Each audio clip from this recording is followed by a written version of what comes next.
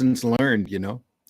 There's a wonderful, and we're live now, by the way, and I'm not afraid to say this. There is a wonderful documentary waiting to be made about the true, not the fake, but the true history of Image Comics. There's so many great examples of absolute money corrupts absolutely in there that I think a lot of people should see and a lot of folks could learn by. So yeah. Just amazing when you get into it. Mm-hmm. Hey, folks, come on in. We see you out there. We got people watching us. The chat's live. We're live today. We got a great horrific book for you to look at today. So take care, everybody. This is not if you have young kids in watching your screen, you might think twice. Some of these books, these are the comics that started the Comic Code Authority and got a lot of people up in arms. So here we go. We're going to show off some tales from the crypt today, folks. Hang on. Yeah.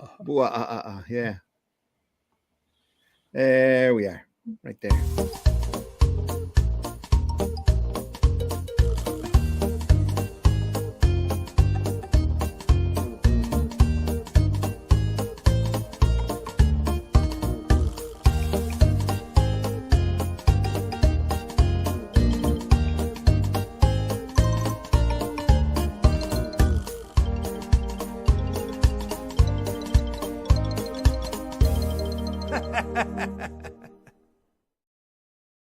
Next week, I'll see if I can dig up my Halloween opening. I know I've got one. Let's say, have you got a themed version of that, especially for Halloween? I'm pretty sure I do. I just have to find it again. Yeah, it becomes unseasonal, and StreamYard only lets you keep so much. And I definitely have to have room for stuff like this.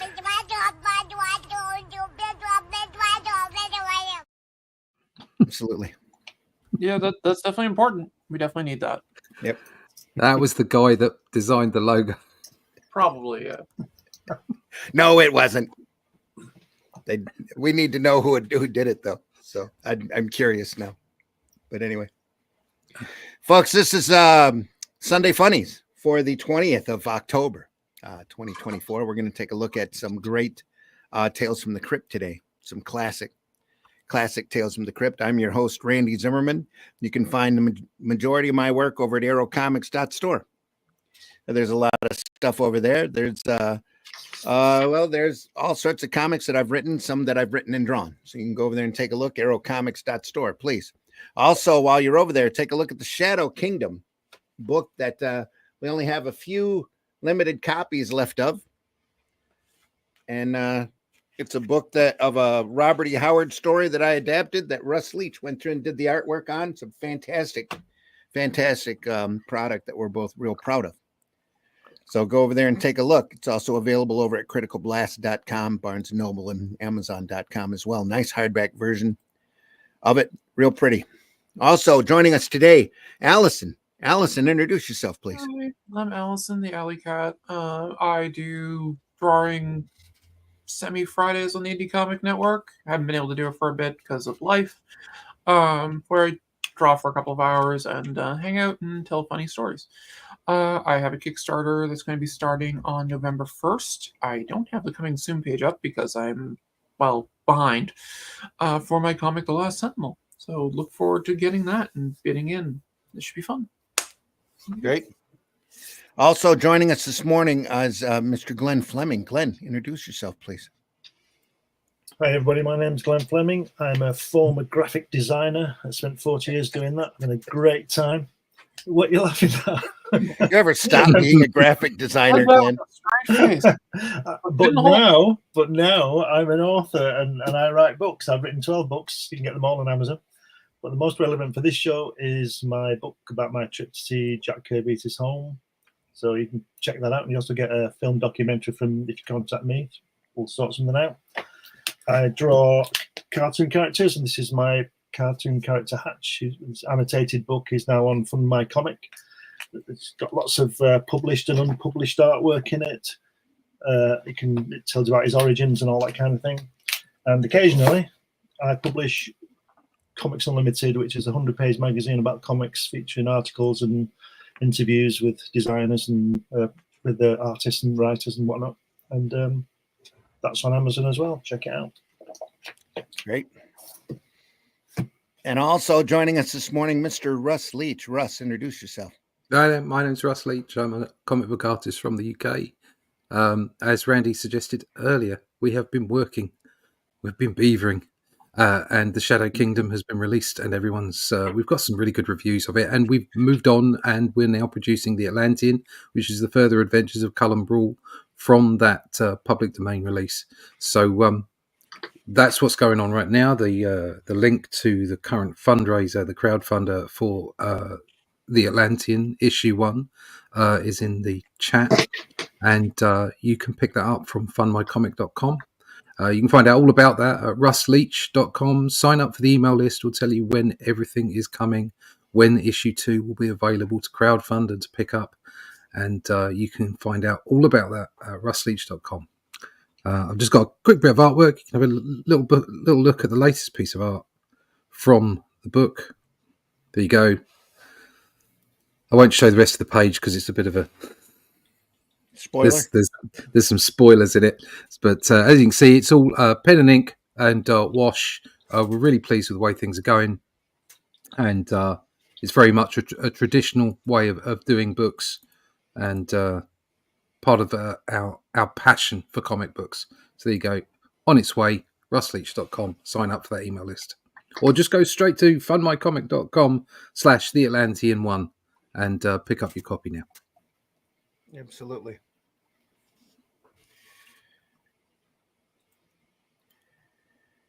Tales from the Crypt, folks. That's a big rat, and it's got very big ears. Yep. It's got a short snout for a rat, hasn't it? It's very human ears. That's quite disturbing. Just a bit, yeah. Is that Jack Davis? Yes, it is. Yeah. I was trying to make out the signature of it looked like him, so figured. Oh, yeah. Did a lot of those Tales from the Crypt covers. That guy turning his head, he's got a little bit of a ventriloquist dummy look about him. Yeah. Yeah. His shoulder doesn't look too healthy, does it? No. It's so squared off. It looks like it's dropped down. Yeah. Always love those round frames though for the characters. It's great. Great illustrations. Yeah. And there too. Ghastly, Graham Ingalls. I believe that's Jack Davis. Mhm. And Jack Kamen, maybe? Don't know. Feldstein, perhaps? Could be. Not Yeah. positive. Great logo as well. Isn't Yeah. it? Yeah. Oh, Does what it says on the tin. sorry, that's volume 5. Let's start with volume 4. Let's start with volume 4, yeah. Yeah. Volume It's 4. still a great logo. Still a great cover. Look at that. Yeah, look Love at that. cover. Fabuloso. Terror.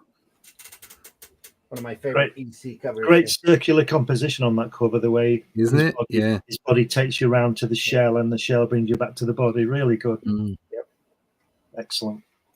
Look at those fish at the bottom left. Really cartoony, aren't they? Look. What the fuck is I'm this? the Get fish, out of and there. even I'm scared. Exactly. What in the hell is that? No, get out of here, Chuck. Every time we get this reminds me of the every time we go up north, as we call it, which means up to the tip of Michigan, of the lower peninsula, there's a store up there close to the Mackinac Bridge that connects the lower and upper peninsula called Seashell City. And one of their promotions is that they have a man-eating clam on display. Shamu. It's a Shamu, the clam. huge clam, yeah. That they call it, you must stop and see the man-eating clam. It's a great store anyway. Great little tourist trap place where you can find all your Michigan. Look at that wares. logo. Look at that. What a great logo. Look at that logo. Look at that. EC. No confusion here. No. It needs a Well, line through the middle of it. It needs a line through it. Yeah, he's a line through it. That's what I'd have done. Actually, originally EC stood for educational comic, Educational comics. Well, that's good. Yeah, that's and good. they were doing picture stories from the Bible. Yep. That is weird though to say an entertaining comic. Why didn't you just put entertaining comics? Yeah. It's like it's really EC bizarre. is an entertaining comic. Yeah. Yeah, but it's entertaining comics. You don't need to put an entertaining comic. Well, you know, Educational comics, entertaining comics. that would be We're- logical. We are looking at the Russ Cockrum reprints of the original comics that were put together in 1979. This volume was printed by the great Russ Cockrum. That Gaines had all of the original art for these books sitting in a vault somewhere and wanted to sell them. And Russ said, "Don't. This is the last time they'll all be together. Let's take a minute, take stats of everything, get and put them out in bound volumes in black and white, and have the great Marie Severin go So through." he and was technically the redo. vault keeper. Yeah, he was technically. Gaines had them all there, and the initial auction for all of these, all of this artwork was done in stories, not individual pages. God. When is So this all of work from? Is it from the 50s and 60s, this work? Yeah, 53, I believe. So there are people out there that have literally stories, whole stories of this Yeah, in original art form yeah. in I their think. massive libraries up on the wall. Yep, I've said on here before. They had one of the Mad stories come up on Antiques Roadshow, and the guy had to Huh. display it and talk about it for a minute and how valuable it was. God. But there's lots of people in smoking jackets looking at their wall going, yeah, that's a Yes. great story. Yeah. Yep, very much so. Little ad for Mad. I think they'll be looking at that story on the wall with the smoking jacket saying, that's worth a lot of money. Yeah. They won't get it at all. Along with everything else I've got. Yeah. There's some lovely ink work Allegedly. in there, isn't there? Look at that. It's fantastic, isn't it? It's all Severin here. The story here is Jack Davis. By the fright of the silvery moon.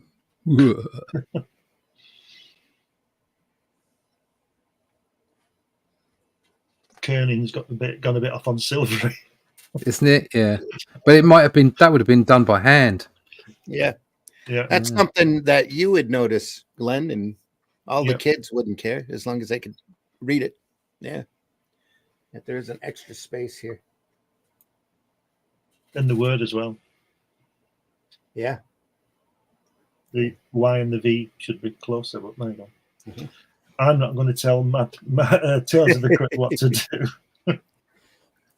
Wouldn't they have done this on template font? They would have a Yeah, I would template imagine they would so. slide Yeah. in. Sorry, folks. Ah! Right here. I would Well, think we- so, yeah. Readjust. That's why that the line here is so perfect. Instead of trying to do this all by hand, I know that was paste in for photostat, Right. and then the rest of this lettering is all done mechanically. Yeah, it's that Mm. horrible, I don't know what you call it. It's like a stencil, isn't it? Yeah, it's like a Probably lettering like a stencil typewriter. guide. Yeah, it does, yeah. Look at that lovely cross hatching behind the guy's arm. Over his shoulder. Yeah, under the Yeah. On the big picture. on the big picture. Yeah. Just the way it fades out. It's just wonderful, It's isn't lovely, isn't it? it? No tints, just all line work from Yeah, a it is. master artist. Yep. Master. Blaster. Allison, you stepped out for a minute. You can bring yourself in whenever you want. There you are. Sorry about that. My connection seemed to have dropped. Oh, no problem. Yep, but my my phone works fine. So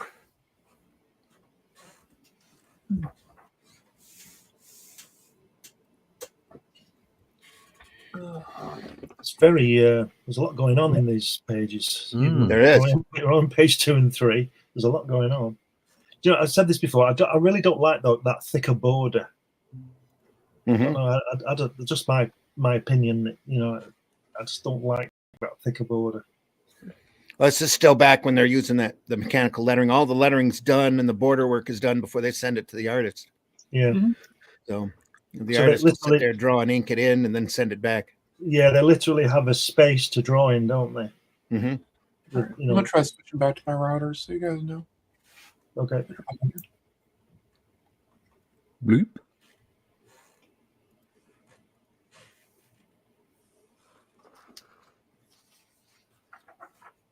Wow. There's a lot going on. It's Wow. just fabulous work, isn't it? Yeah. I mean, I think a great discipline was seen, like we just established that the lettering and the word balloons were already in place when the artist got the pages. A great discipline to draw in the space left. yeah. Because as artists, I'm sure we could all think, oh, that might have been a bit bigger or whatever, but it couldn't be because he's only got that space. I'm sure they thought that. Do you understand what I mean? But Yeah, it's just, yeah. it's just another discipline, another challenge to do, and these guys are the best, aren't they? Is that Aunt May on the second page at the top? That's the best of the best. Yeah, it's just wonderful work. Yeah. But you can see, so for instance, obviously the actual work itself is gorgeous. Yeah. But there is a tendency, and I think this is probably human nature, part of this, as the artist approaches the work. There can be a tendency to have all the camera angles at the same height, Yes. like at waist height, Yeah. because you can't control what's going on. And so because you're given something like all the structure of the page, you kind of go in and do, you produce the best you can. But I think there might be a little bit of a tendency to go to that waist height more often than not, because it's almost like as an artist, you're being restricted. Yeah.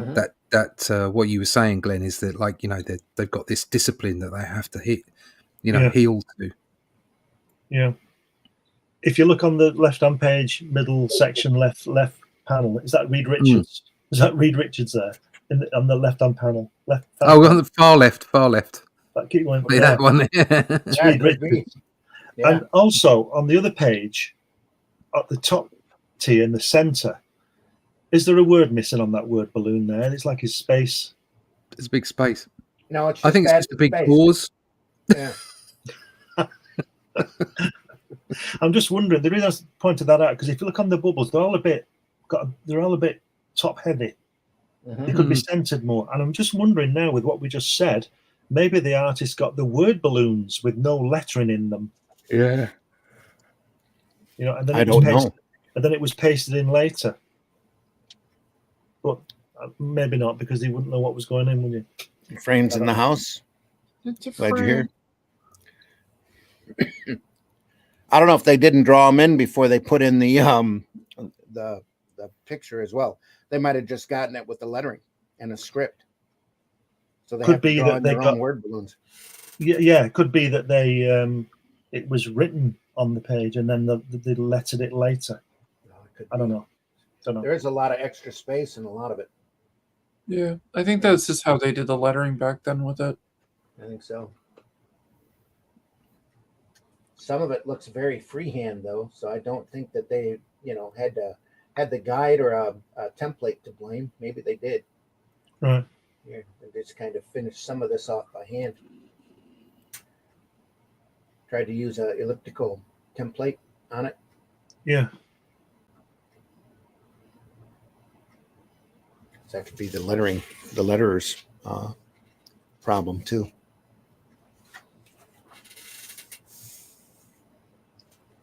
Oh no, they shot him. Oh. Papa sob, Papa. Sob. It's left with a slingshot and a bit of silver. Is that knife cross-hatching as well? Yeah, all the way up here. Yeah, that's all cross-hatch. Or is it a file? It's a file, isn't it?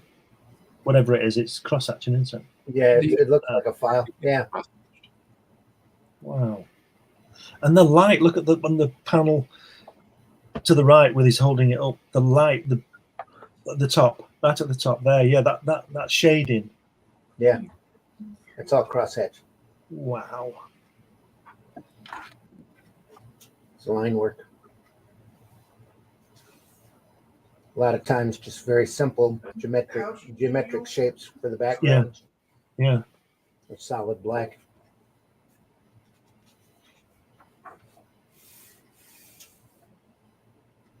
That's why he needed the silver.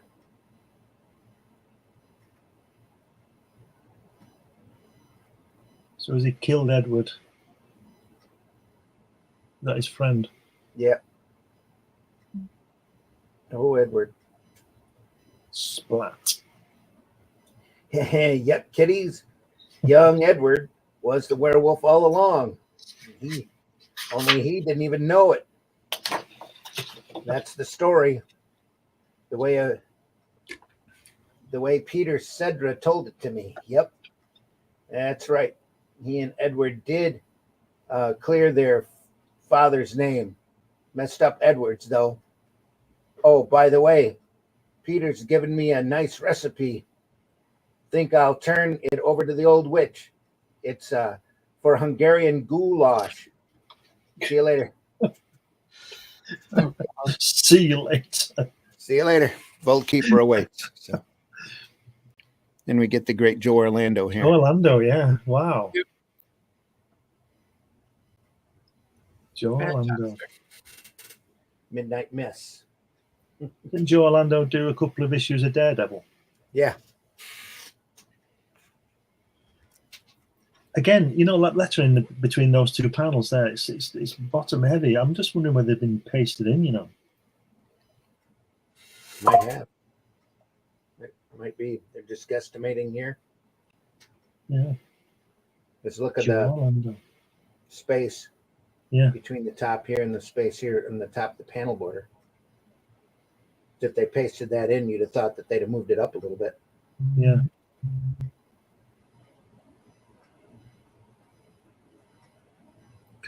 He's drawn all the cobbles on the street, and they're all perfect. Mm-hmm. Never in the history of mankind was a road paved like that.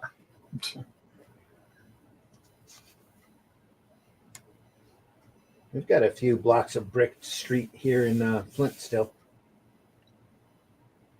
But they're not even like that. No, they're not. They're all over the place.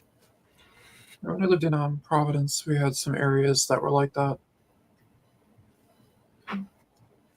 That face. Some more great line work here. Yeah, the hair that he draws is a bit Wally Woody, isn't it? It is. I wouldn't be surprised if Wood helped him in. I'm going to say that looks like Wally That Wood. face. Yeah, it does.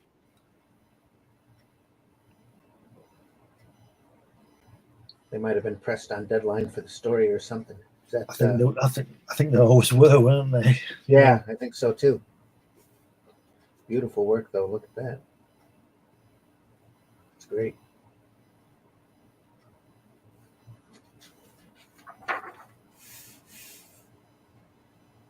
Yeah, look at that girl's face. There's some wood in there, isn't there? So I was about to say, sorry, I just stepped away and came back. I was wondering if there's Wally Wood.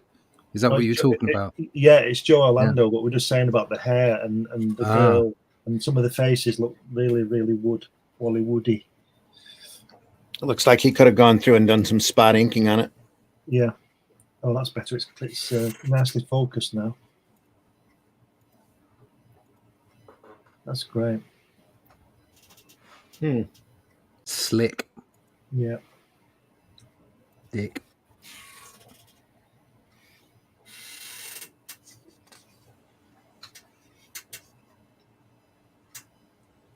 That looks like a young Ronald Reagan there saying "Good Lord." Yeah, it does. I wonder if they were. I wonder if he used him as a reference. Could be. Yeah. Good Lord. Or he might have just saw a Reagan movie at the theater or something. Yeah. Where's my monkey?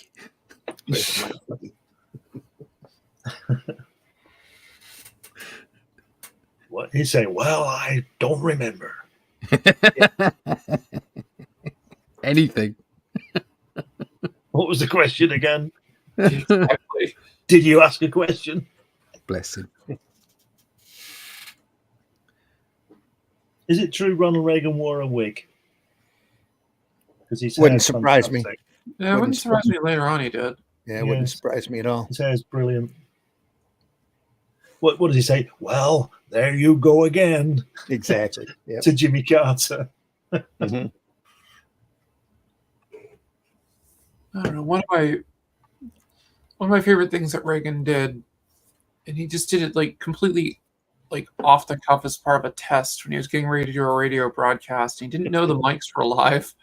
And he's like, well, Gorbachev, the bombs are in the air. Oh, yeah. That's like, did you see Kenny Everett, Russ, that time when he was on that thing? And he said, we're live. Oh, yeah. And he said, Kenny Everett says, right, okay, blah, blah, blah. Let's bomb Russia.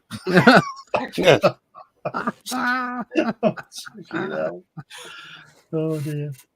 It's like, wait, what do you mean we're live? Yeah, live. Oh, dear.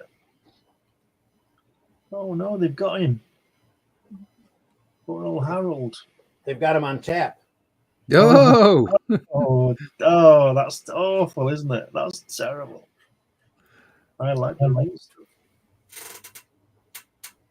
Well, nothing like Yeah. the real stuff, I'll say. well, that's the story, kiddies. That's what civilized vampires do these days. They dine in blooditarian restaurants. Open sundown to sunrise, where there is one in your town. Is there one in your town, you ask? Well, some night, if you feel up to it, look for it. You can tell by the sign inside. It's in red, and it says, positively, no nipping the waiters. The guy who started this chain of drinkeries is a Vampire Barnum. Yeah, Vampire Barnum. He knows there's a sucker born every minute. Now I'll turn you back to the Crypt Keeper. Bye. So it's great. Okay, And, closing narrations there. Just before you turn over, the first page, middle section, second panel, very Ditko folds there in that guy's trousers. Here? That's it. No, over to the right. They're up Yeah. there. Very How Ditko. thick they are. Yeah. Yeah. Wouldn't it be great if you found out that Wallywood and Ditko had got the brushes on this at some point? Wouldn't it be great? Imagine, I wonder if that would increase the worth of the page if you could prove. I mean, Joe Orlando's great, but you could prove that Wallywood had been on there and Steve Ditko. I'm sure it would. It's fantastic. Especially considering there's so little Ditko out there and available. Sorry, just go back. Just notice something there. On the second page, top right, that looks like Ditko nose, doesn't it? That guy looking at you. Yeah. You know, he never draws that line. He always leaves it open. Mm-hmm.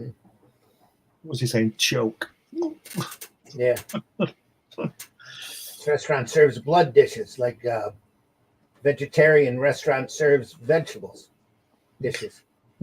Blood juice cocktail, hot blood consomme, roast blood clots, French fried scabs. Oh, give up. Blood sherbets. That's why he's choking. Yeah.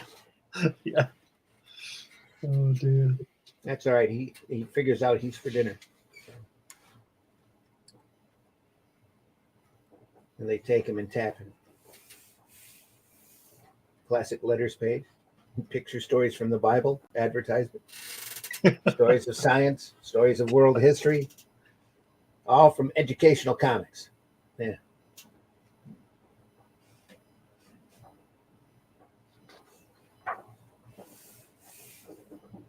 Crypt Keeper's Corner.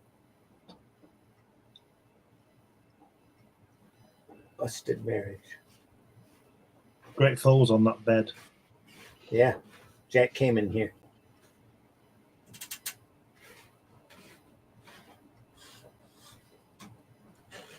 He's really good at people and things. Mm.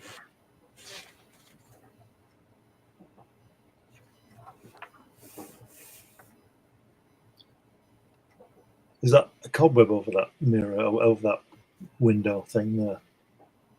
Top Here? left. Top left. Top. Top left. Top left.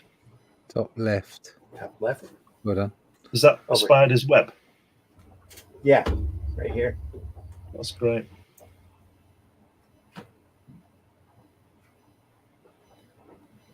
They're very wordy, aren't they? These stories, you know what I mean? They're like books. Well, they've only got what 7 pages per story. So in order to tell it, they got a lot of ground to cover. Right. Yeah, they were All tiny. the 50s books were like that, though. Very, we've talked about that before. Very lettering heavy. That guy Most at the of the bottom time. left looks like Jack Kirby, a 30-year-old Jack Kirby. Bottom left. Here. Bottom at the bottom. That one, yeah. Looks like Kirby when he was 30. Yeah.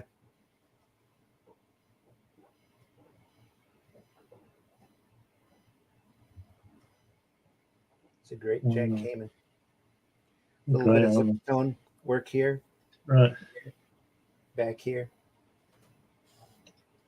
Just enough to gray it back a little bit.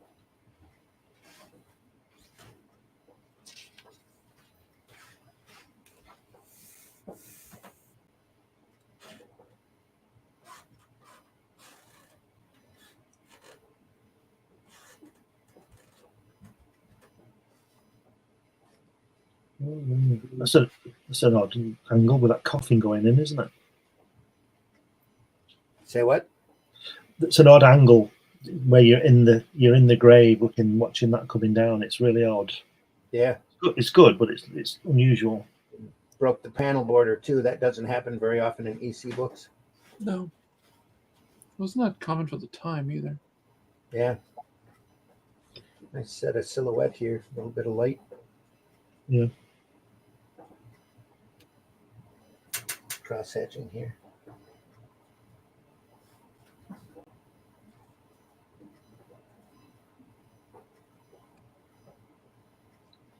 Do a lot of choking, these people, don't they? Choke. Yeah. Joke. That and good Lord. They say good Lord a lot. But the little figurines he was keeping, I believe, are just shrunken people.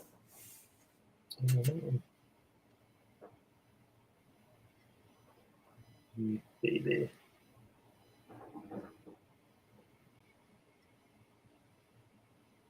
No. Just Voodoo figurine. dolls. Yep, stood under the glass. Hysterical freaks. Look at that. The new bridegroom just fell apart, and on their wedding night too. Oh dear. Well, it just goes to show you a modern marriage can't last if it doesn't begin solidly. And at least Eve found out that Jeff was just a crumb in time. Now the old witch is stirring up her pew pot, ready to dish out another horror helping. So hold on to your nose, eyes right, he says. Over to the great ghastly Graham Ingalls. Fantastic. Got a black on that figure, isn't it? It's amazing. Look at the fold in that clothes. Amazing. Mm-hmm.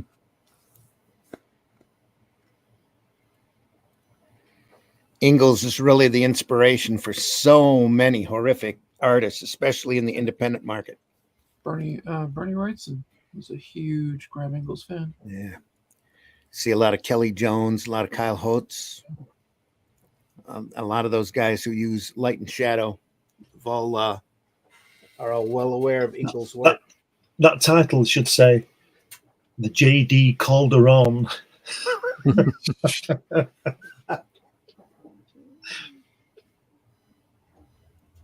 Oh, yeah.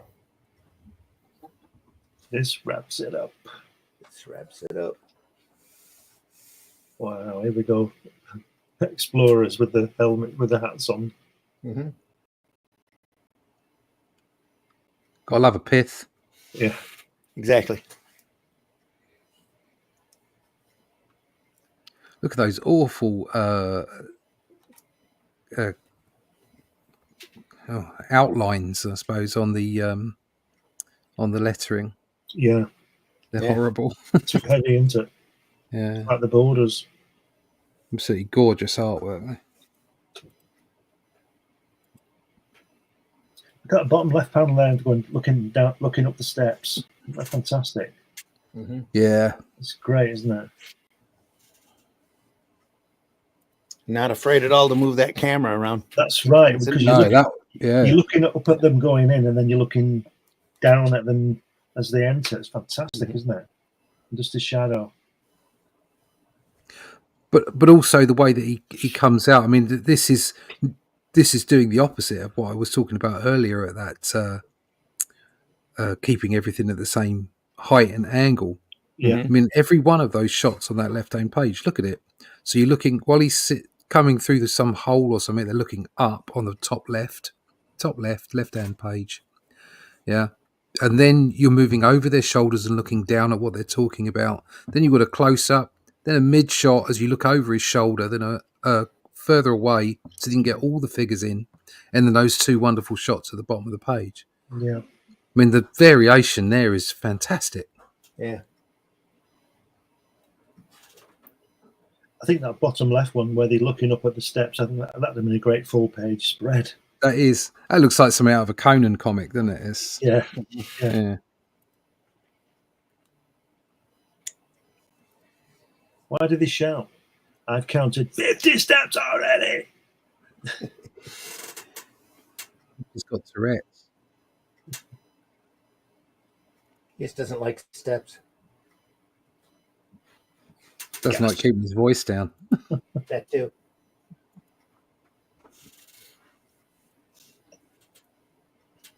All of this, a little bit of dry brush work.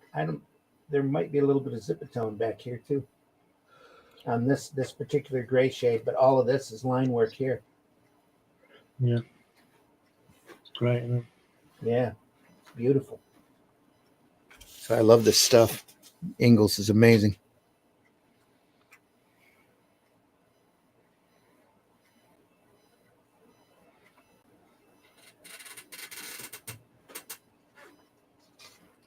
Line work here. It's all lines.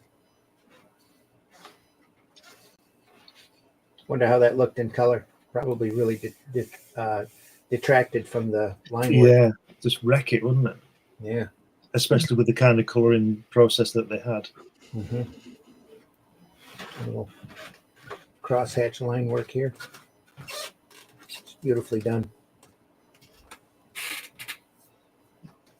Like you said, Russ, the camera angle changes all the time and keeps you interested. Yeah, it's just, this is a work of art. This is fantastic. Real lesson involved in this. In like almost every aspect of it. Yeah. You can study these pages for a while. That looking down from the lamp on the far Yeah. left there, that's great, isn't it? That lamp is amazing. Yeah. The whole shot's great. A lot of Reed Crandall in there. That line work. Everybody was learning off of everybody at this point.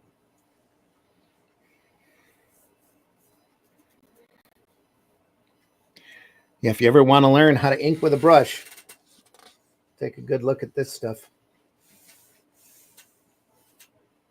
Wow.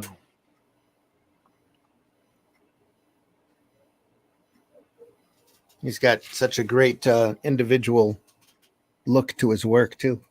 Yeah. There's Kane from DC. Yeah. Look at the next to that panel that you just pointed out there at the bottom. Look at the shadow on that fella's face as he's lying on his back. Yeah. That's fantastic, isn't it? Yeah. That too. Over the shoulder shot. He's doing a choke as well. Jerome, my heart.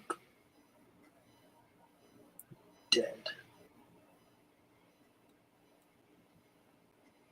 Good works, fellas. Good work.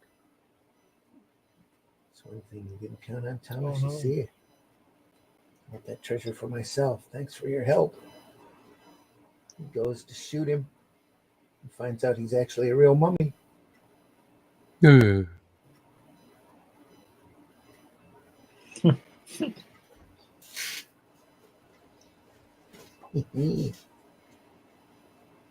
Here's a Camus. Camus. Camus. What's his name? Took care of the disturbers of his sanctity, as the curse had predicted. After that, he tossed the bodies on the pile with the other skeletons, yawned, shut the front slab once more, and went back to sleep, which is more than you'll be able to do now that you've finished CK's mag. Well, my cauldron will be popping next time we meet in the Vault of Horror. Bye now. End of the book. Start of the next. Another Jack Davis cover.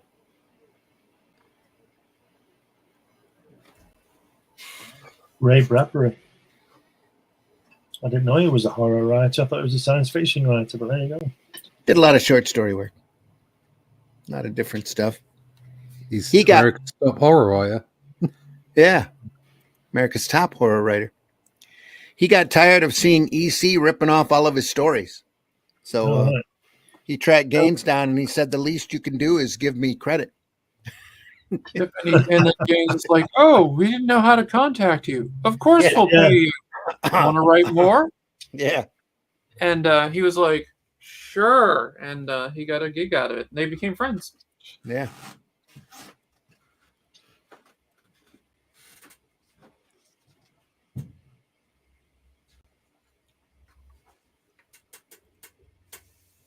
George Evans, folks.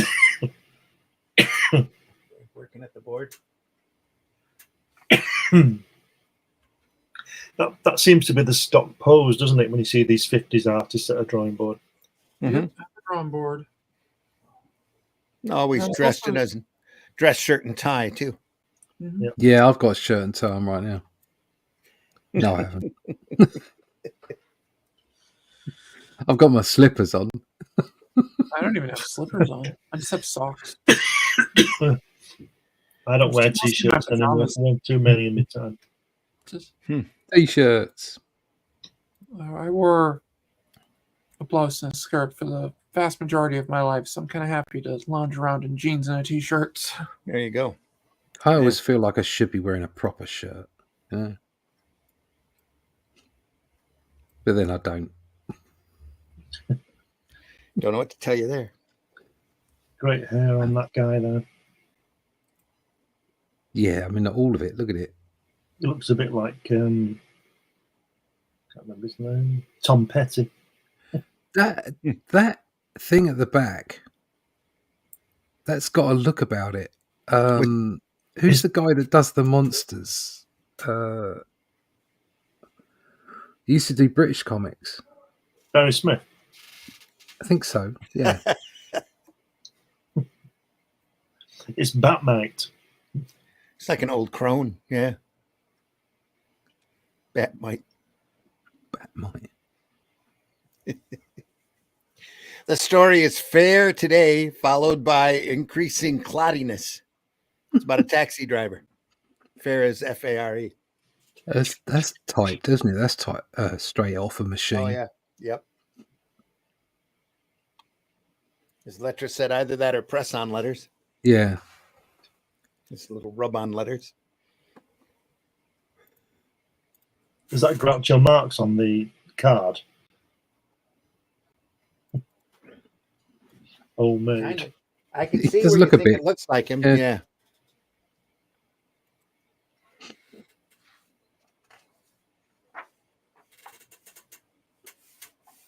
Who's this artist? It's Jack Davis. Yeah. Is it? Yeah. Mm-hmm. Yeah. I thought the first page was, but Is the camera that bad? no, it's just No, me. that's It's just, right. yeah. Just can't see any souls. Yeah. Full of arseholes, but no, What it is. no soul. No bent feet. Yeah. Yeah, I can see it now, but it didn't catch me straight away. The first page did, but not this. Yeah. But He's you know drawing what a I little know bit about more him. straight style.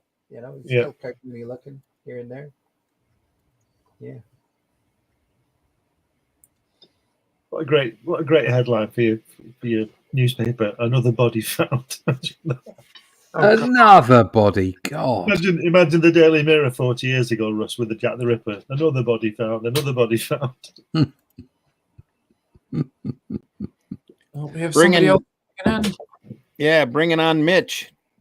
Oh. Mitch, how you doing, bud? Mitch. Hey, how's it going? I'm Good. good. Sorry I'm late again. I really wanted to be here for the whole show for Tales from the Crypt, one of my favorite comic books of all time. I'm doing good. The Southeast America is still a disaster zone, so there's that. But hello? Yes. Yeah. Other than that, yeah. Other than Hello? that, yeah. Hello. Oh, okay. You're probably on a slight Hello. delay. I'm still here. Yeah. You're probably on a slight delay, Mitch. Okay. We had Again? Rex on we had Rex on Friday, and we had that problem as well.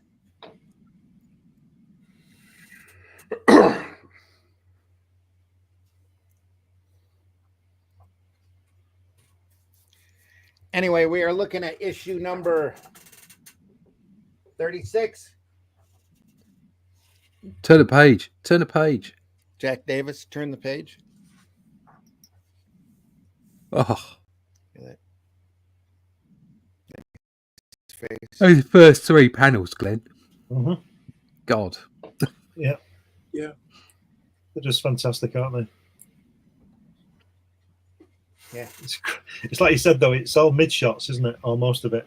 A lot of it, yeah. Yeah. That's why I think those three panels stand out, because there's emotion to them that maybe some of the other panels don't have. It's a camera tightening. Yeah, I saw an interview with Jack Davis when he was talking about his work on EC. Uh-huh.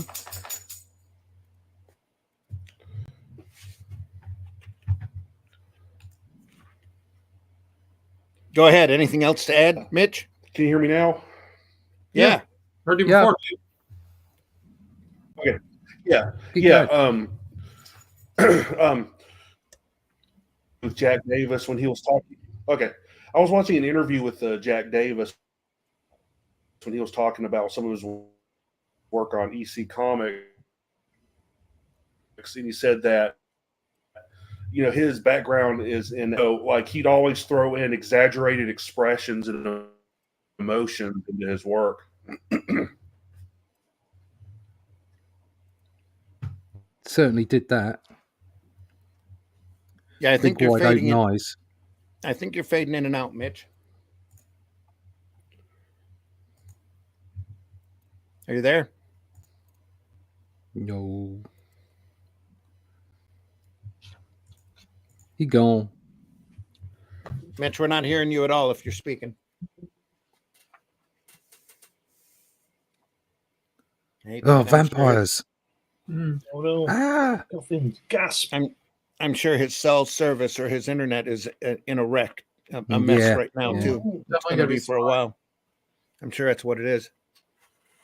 I reckon some of it as well, Glenn, is what's going on in the story. I know that sounds kind of bleeding obvious, but when there's a lot of journeying from one place to another and things happening, a lot of these artists they're in and out with the camera.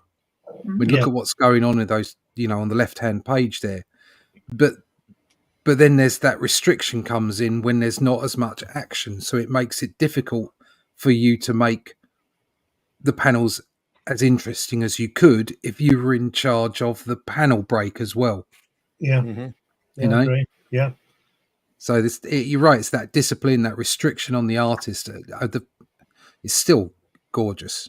Just as I said, I agree entirely what you're saying, but it does show you how good these guys were to work within those disciplines Exactly. and still produce this fantastic work. Oh Yeah. yeah. And like you said before, Randy, if you want a lesson on storytelling, inking with a brush, look at this stuff. It's Yeah. just absolutely magnificent. And how to draw the bottom of shoes. Yes, of course. We got one in. Well, Got a he couple. deserved, There's one up here too. he Yeah. deserved to get it because they obviously knew those shoes. Yeah. Oh yeah. Nice shade work here. Just a great panel. Trying to Don't build a leave him little alone. tension. Say what? He doesn't leave him alone, this guy, does he? No. He's dreaming about him. Why did I dream about him? The vampire's attacking me. What did it all mean? This isn't the way. The shortcut, Dr. Miller.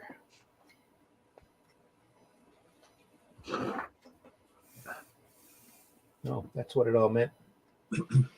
Oh no. he's the vampire, not the guy. Not the doctor. Nice switch. Yeah. Hee. Some people might accuse me of spinning hack yarns. You wouldn't agree, would you, kiddies? The only thing I'm guilty of is taxing your imagination once in a while. Well, I've got to meet your friend, so I'll turn this over to the vault keeper for his offering. Who's the friend, you ask? Oh, some sucker, I know. They spotted him as a hick when he came to New York. Sold him the Vampire State Building. Isn't that a bloody shame? Bye now. Says dig you later. Yeah. See you later. Oh my god. And he's got the kip in the boot of the car. Yeah. That guy there with his arms up looks like, I'm sure I'm seeing a photograph of Oswald Mosley like that. Talking to his brown shirts in London in 1932, whatever it was. Is this Orlando again? I think so. I think it is, yeah. I'm not seeing a signature, but it does look like some of his work. Yeah, you can tell he does really great backgrounds, doesn't he? He does sort of real backgrounds and cartoony people. Mm-hmm. Like, I mean, look at the fence above that and that panel there with the shed and the fence. Yeah. It's fantastic, isn't it? Yeah. So I'm sure he was handed this. This was probably cut out and pasted on. This vault keeper. Yeah. He drew that in the background. Curiosity killed.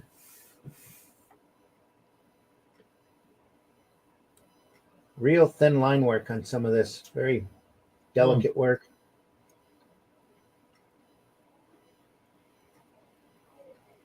Look at that left page, bottom left panel. Look at the hair, that woman's hair. It's fantastic. And that cheekbone. Yeah. Isn't that brilliant? Yeah. Cheekbone. Shading here.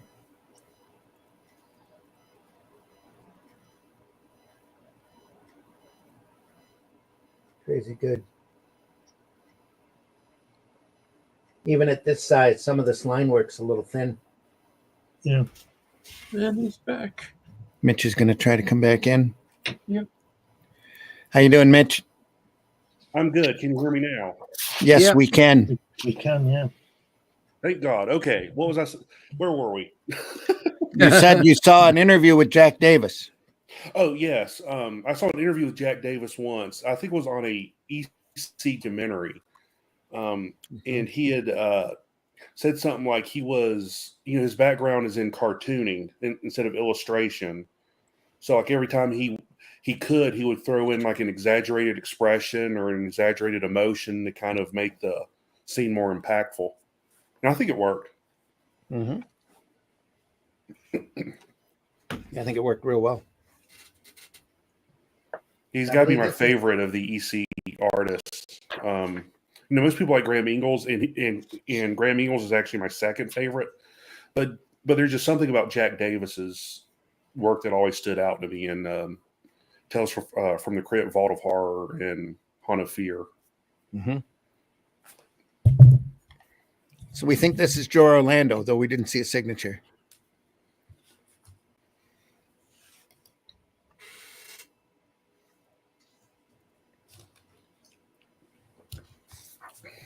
Could be. It looks very Joe Orlando-ish. Yeah. Line work here. Yeah, it's got to be using a pen a lot on this, what I would have thought, for that cross action. Yeah. Dip pen and brush. Yep. Pen and brush combo. Yep. I've been examining art, as you do, and seeing just how much pen is being used. Yeah. And it's a lot. Yeah. Of the people that I go and look at, of the artists that you know that I love, there's a huge amount of pen going on, and I never realised that for a long time. I didn't realise just how much pen was being used. If you look on Joe Sinnott's Kirby work on the FF, you can see. I've seen some of the original artwork from those things when I was at his house. You can see that Joe was with a pen on the faces to get those fine details. Yes, but that nice slick line he does around the outside of the of the drawing would be a brush. I mean, just seeing all that, realizing, because obviously I've been experimenting for 5 years now, and just trying to get the right combination of line weights and textures and what have you from the tools that I have. And I've just been experimenting with so many different pens and brushes, and I think I might have found a combination now, but it just takes such a long time. And then you start examining art that you love, and you start realizing the tools that they might have used. Yeah. And it seems to be a constant. It's a constant evolution of your work, obviously, but you're having these like mini sort of revelations every 6 months when you go back to the same work and go, "Oh, he must have done this." Well, that's what makes it. That's what makes it exciting for me, and that's why I like to do original art, because because you learn all these things, and sometimes, like you say, you don't learn it for 6 months, and then you realize you've been doing it, and then it's magic as well when it occurs to you. You go, oh wow, I've been doing this wrong all this time. I mean, and of course it's not wrong. It's just you found a new way of doing things, Right. I've always used dip pens ever since I started comic book work in high school. I always use like the more flexible, the more flexible nibs to kind of get that line variance. But I mean, I've always used dip pens, and of course brushes for large black areas. Sometimes I'll use brushes for line work, depending on like what I'm trying to do with it. But yeah, I mean, I've always been a dip pen guy. And when I went to the Fine Art Center in college, that's how we learned how to do ink illustration, was with dip pens. Right. I've found it really difficult to get on with the dip pens. I like the idea of them, and I keep going back and trying them, but just can't get on. I'm using all kinds of different pens. Go on, Mitch. Sorry. It takes some concentration, and it takes some discipline to use, because most people, when they use dip pens, just start drawing. They don't try to vary the line weights and go. You're just a little bit harder to get a thicker line, a little bit thin, lighter to get a thinner line. Mm-hmm. Of course, there's different pen nibs that can do different things. I use, was it the Hunt 500, the brass, the really flexible brass pen for most of my figure work and stuff, and for backgrounds, I use a 102. Because the 500 gives it's more flexible, so it gives more of a fluid feel to it. Hunt 500. Okay. Yeah. I'll give that a go. Yeah, I think it's the 500. I keep forgetting the actual names for them. I just go to the art store and know what pen I get. I just get it out of the little box. But I find that's the other thing as being new to dip pens is that it's quite imposing, like the number and different types of nib that you can get. It's a little sort of overwhelming, to be honest. It's like it's like almost any other tool. You just have to get in there, use it, and figure out how it works for you. I've just started working on that hat strip for you, Ross. I've just been using the brush on a Unipin fine line pen. Ooh. And it's brilliant for hair. Yeah. Absolutely. I've not done anything else with it on the drawings, but just hair. It's absolutely fabulous. And I only got it last week. Cool. Sweet. Yeah, I've been trying to use some of those fountain pens, actually. I've just been experimenting with lots of different things. The only problem with fountain pens is they have this habit of blobbing. And that's it's quite disconcerting. So you start thinking, oh right, I've got this. I'm starting to get the lines I want. Suddenly there's this big black ink pot on your page, and you're like, oh, I'm not really that confident about this tool anymore. Helen gave me her Parker pen that she's had for 300 years, and it's brilliant for lettering. Right. Hand lettering, a Parker pen, Parker pen fountain pen, you know.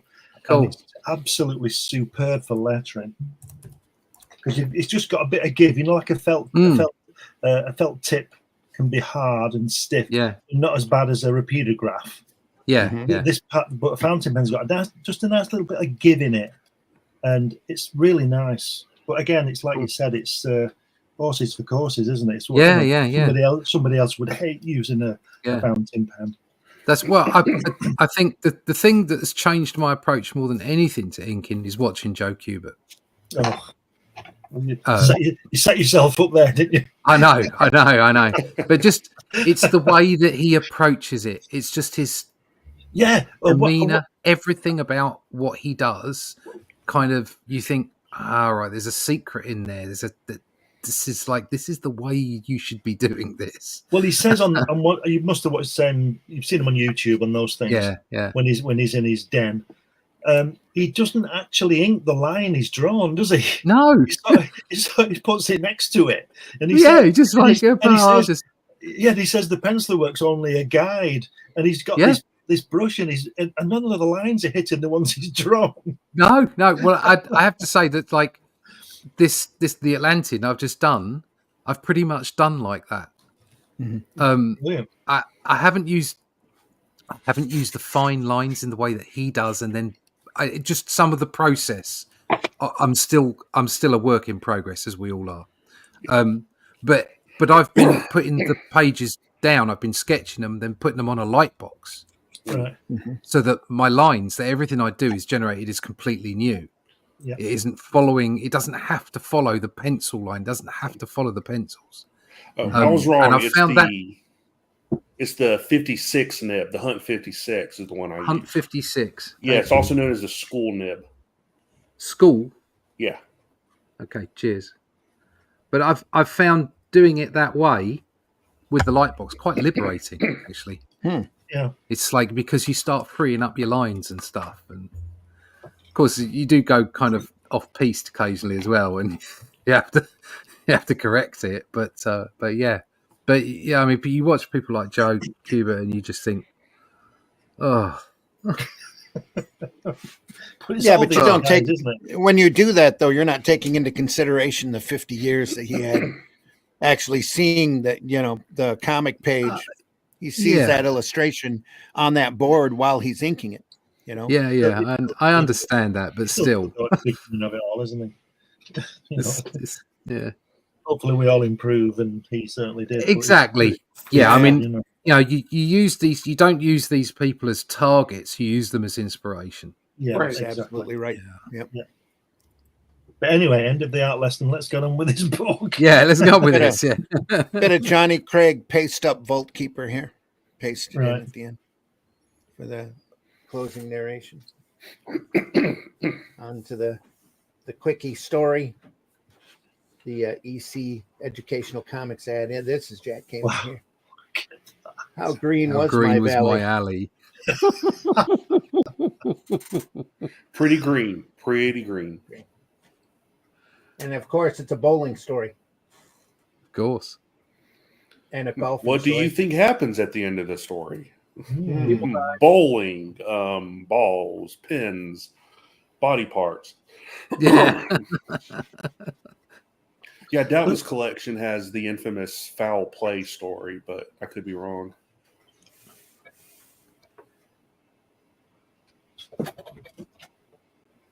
What? Where is that at? The foul play Um, story. I can't remember. It wasn't a Tales from the Crypt book. It was a Tales from, but it was a Crypt Keeper story. I want to say the Vault of Horror had it. Okay. Yeah, that might. One of its issues, but yeah, that was like the big one that got them in trouble with Congress was using the guy's body parts as baseball equipment. Yeah. Yeah, they even said they think they went a bit too far with that one. Now that was at a point though where Gaines said, "Oh, you think my books are gory? I can show you gory." Yeah. Yeah. Are these? So these are pre Wortham then? Oh yeah. Yeah. Just Oh, by a couple of years. Yeah, they got after Wortham was just they were just bland. Hey, here's a comic book about a doctor. Here's a comic book about a flying ace, but he doesn't do anything war wise. He just flies around. It's just Yeah.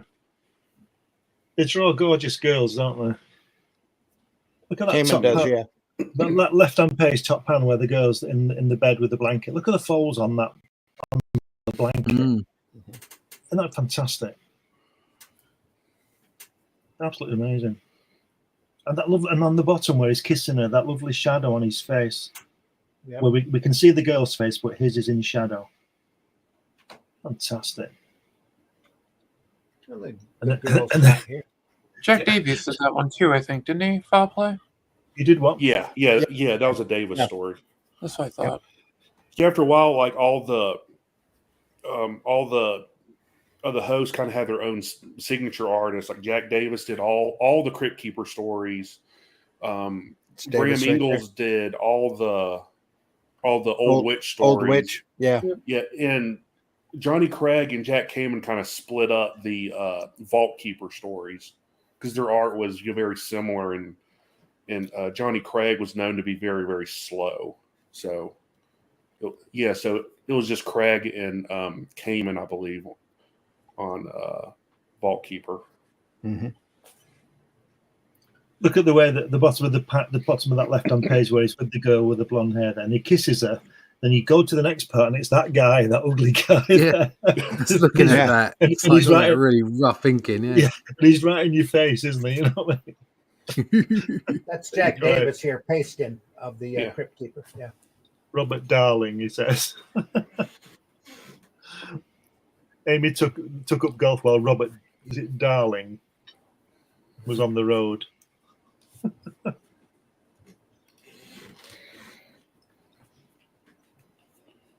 Throw that page. What's coming? What's coming? I want to see the bowling. There's a little smoke in here. Oh, it's kids. Don't smoke, kids. The golf course, of course. Yeah. Yeah. Don't bother telling them not to, cut up people and stuff. No, smoking's the problem. Smoking's the problem. Oh, they found out that their boyfriend is similar. Oh, dear. no. Oh, good there Lord. we go. Oh, good Lord. Good Lord. Great folds here. My husband gave me this package. Oh, right, okay. Hello. What the? Good Oh, Lord. dear. Shall we see what they saw? Yeah. Is it a bit of him? It will be at the end. Oh, dear. Look at that. Is that the board in his head? Using his head. Using his head as a... Oh. Yeah. Yeah, it was always going to happen, wasn't it? Hello. So they've chopped him up. Oh, dear. This The this next is morning, weird.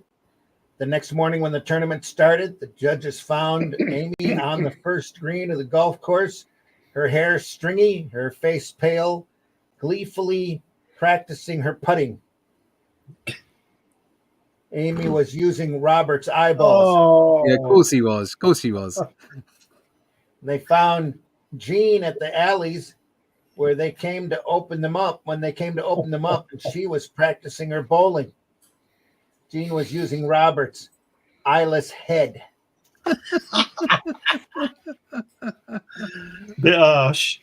In the update should have been putting with his testicles. Yeah, I Well, thought yeah. that was when it. Was it? That- Well, this was the 50s. They had to censor Yeah. it somehow. Yeah. They have a You know, level somewhat. of decency back then I love, that they I just don't know weren't what's going to going cross. on. They're That- not I- animals. I don't know what's going on with the page on the right there under gonna the say- handler. I'm going to say, yeah. It's a I bit think odd. he's got monkey legs, Yeah, Yeah. but isn't that railing wonderful on those steps? isn't it? Yeah. The background's gorgeous. But his legs We've got should some be about. people in the chat, by the way, if you want to say hi. Hi to Here's Matt, a little Tim, Lark. Stubby. Yeah. We saw Efrain was in the house evening or afternoon, everyone from Matt Black. Glad you're here, Matt. Hell yeah, Tales from the Crypt. Yep. Hello and good morning, Lark Bark. Hope you're doing well. Thanks for joining us. Hit that like button, folks. We're looking at Tales from the Crypt.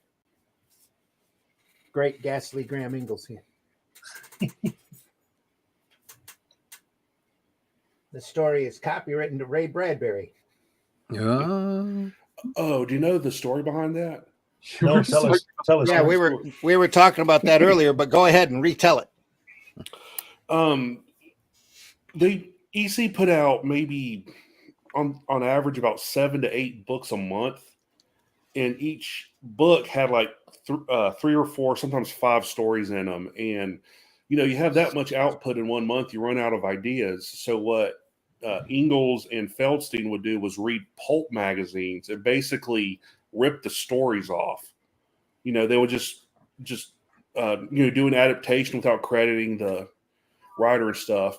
And one of their devout readers was a young author named Ray Bradbury, who kind of noticed that that some of his stories, or some of the stories in EC, were very similar to his own stories, and he contacted them, and they were, instead of like saying, "Oh yeah, we just completely ripped you off," they were like, "Oh yeah, we you didn't get the check for the royalties for adapting the story." He's like, "No," and they're like, "Well, let's send you a check, and since we have you in correspondence, let's just adapt your stories for our books." And a professional relationship was created. Brilliant. Yeah. And so at the end of that was a large few got away with it. Yeah.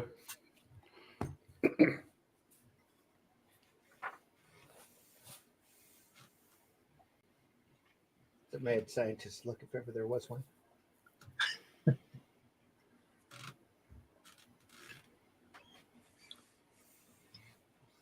A little brush mustache. This is all line work here. Yeah. It's brush work, beautifully done. Mm-hmm.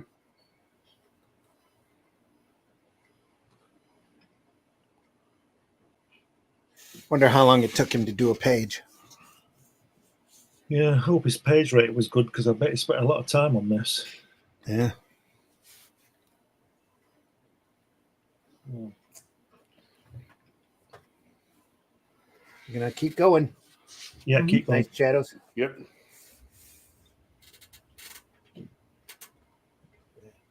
Yeah. Look at that panel on the right-hand page at the very top. Looks like a boiler, and just a lighting on his face. Crematorium. I Yeah. think it's Aunt May again. Yeah. Yeah. You're alive. Pick me up from here. Oh, things I've heard, things I've listened to the last hour, lying here, not being able to move, and hearing you talk, the things you talk.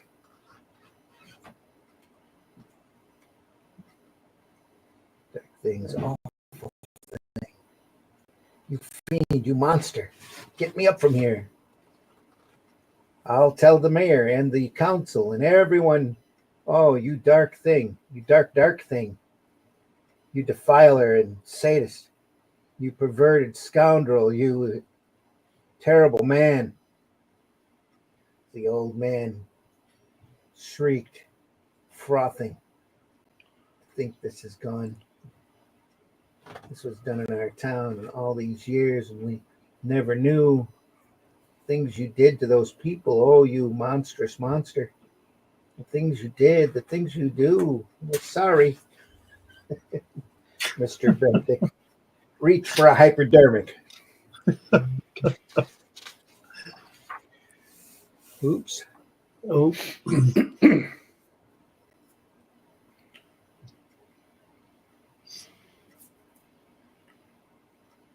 And then the old man died. People say there was an explosion that night in the graveyard, or rather a series of explosions. A smell of strange things, a movement, a violence, a raving. Stones toppled and things swore death, swore oaths. They'll come back from the dead to get him. In the end, there was Mr. Benedict running about, vanishing in a tortured scream that could only be Mr. Benedict himself. After that, nothing. Quiet. The town people come in the next day.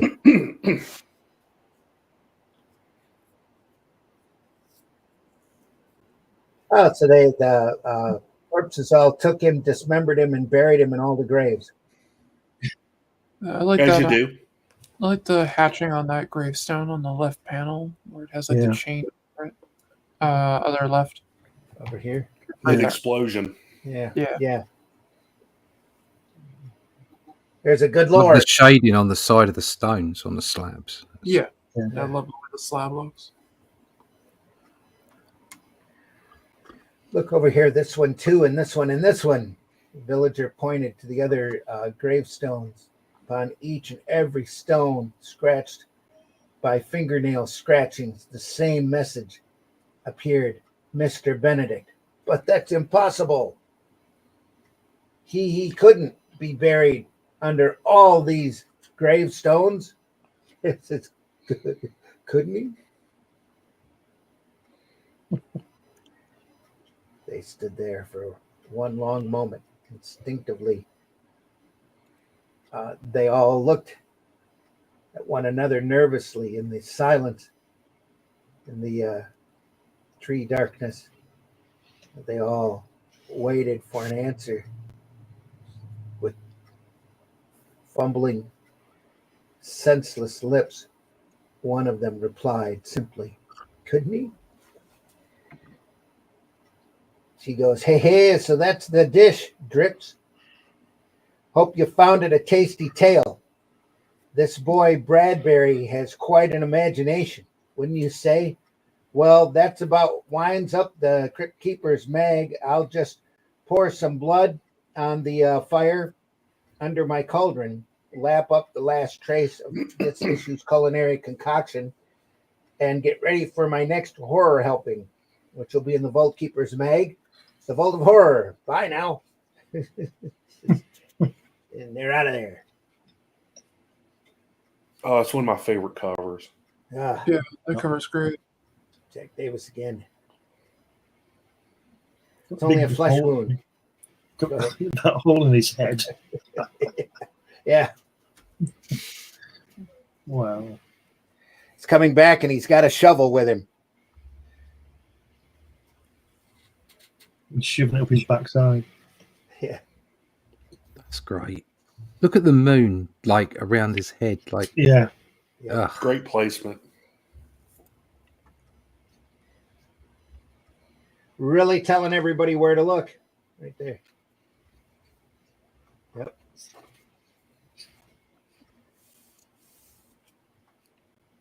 Dead right. Jack Davis once again. Yeah. Mhm. Is that Jack Lark Davis Mark. left as well? Yes. Is it? Yeah. I think it is, isn't it? Looks a little Kurtzman. Nomad. Sorry, Nomad. Yeah. Look at what's on the news vendors thing there. You've got horrible comics, stinky comics, terrible comics. Nomad.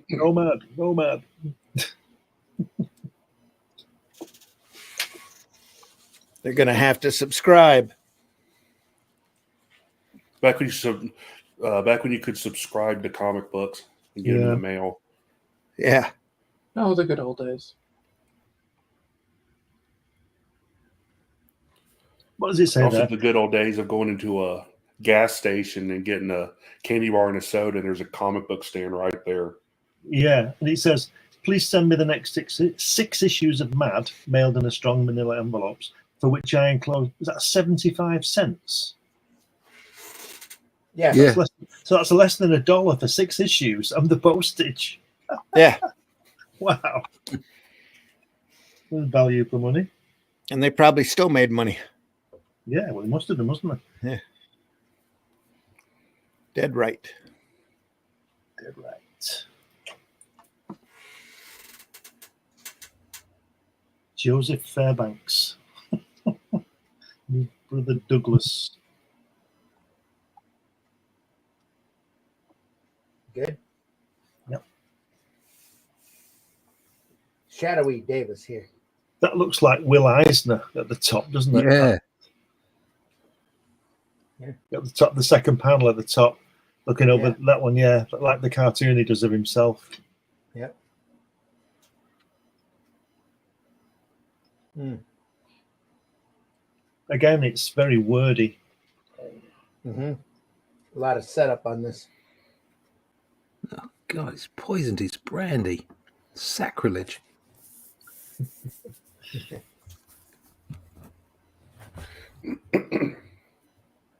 I'm taking your whole fortune. You see, I poisoned your brandy. Joseph, no. Well, you know he survives because he says, I staggered to my feet. Yeah, but you don't know in what He shape might be talking from the grave. Yeah. Ooh, yeah. He'll be dead in a moment. Look at the folds on his clothes as well. Absolutely brilliant. Yeah. Just the whole thing, the lighting and everything. Yeah, I like the way he's hunched yeah. forward all the time, the guy. Isn't he? He's The the killer guy. And about the narration, and him being still alive, there was a story, I think, from Vault of Horror that was narrated entirely by a dead body. Yeah. Yeah. Lark Bark says, I remember the HBO series in the 90s. Good times. Yeah, most of those stories were taken right out of the comics. Yep. If not all All of them. of them. Yeah, all all of of them were. Yeah, they were all adaptations of the comic books. I think in the real world, you'd be giving legs out the back door. LOL, no time for conversation. Matt says, can you believe these comic books were published back in the 50s? Oh, yeah. This is the chance. This is the evolution of comics right before it was forced to dumb down. Yeah. One Crypt story that always stays with me when read Ted Danson gets buried up to his neck at the beach by Leslie Nielsen. Yeah. That wasn't Tales from the Crypt. That was Creep Show. That was Creep Show.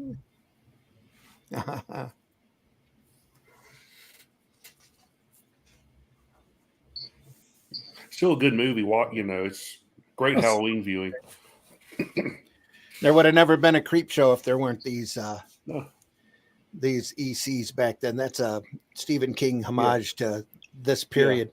Oh Yeah, very Stephen much so. King and George Romero met at like a convention or something back in the early '80s, and found out that they both loved EC comics and decided to make an homage film to it.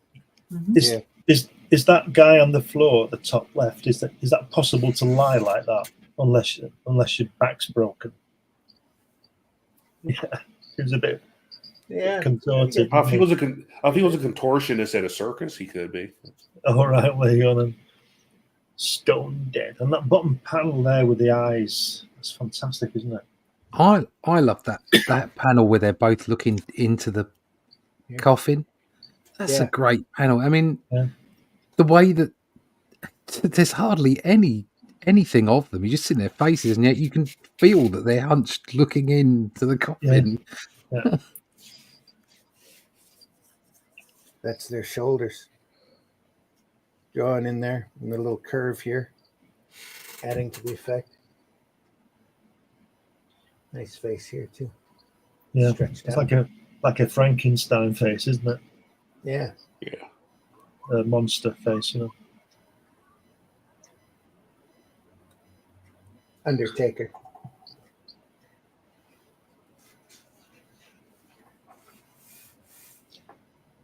Look at that. How good is that? And he's heavy as well, isn't he? That casket at the top left is really heavy. Yeah. It is a story from the corpse's point of view. Right. Yeah.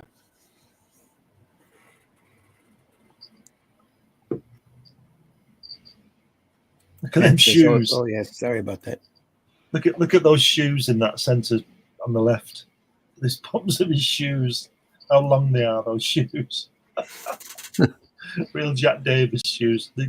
He's letting me down though. They're the fourth bottoms of shoes I've seen, and he's not drawn any holes in them yet. Yeah. No, yeah, here too. Yeah.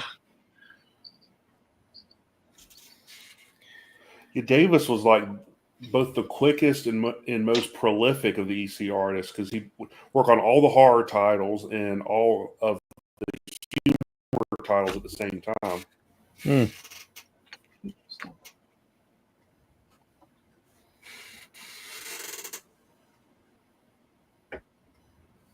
Open his eyes. Keep going.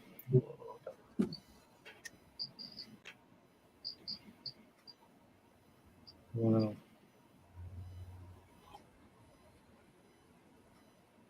Windows creaking open. Rush of fresh air caresses my face. Carl, are you convinced? Are you? Open his eyes.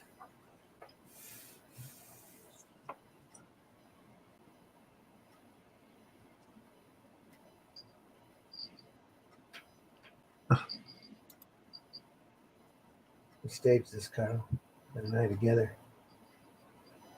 We're in the garden, in the back of my house. Is it morning? Yet, Carl, the drug will wear off. It's wearing off soon. Didn't even go to the funeral parlor. I just drove you around. Playing a trick on him. Yeah, great gag. It's a gag, Carl. It's morning now, and the stars have gone, and I feel the sun on my face. Joseph is pleading with me, tears in his eyes. Then Norton's face just gets paler and paler. Carl, for God's sake, come out of it. It's a gag, Carl. Come out of it at least. Oh, Lord, help us. Poor Joseph and his theory. He wanted so much for me to accept it. And now I have accepted it. Only he won't know he's right. Not until he goes through what I've gone through. For I am dead. I died in a heart attack just before the Undertaker came. He says, so next time you meet a corpse, kiddies, be careful what you say, eh? You might hurt its non-feelings. And now that you've finished telling us your little tale, Carl, you can go crawl back into your coffin again, and I'll tuck you in with a blanket of grain gravel.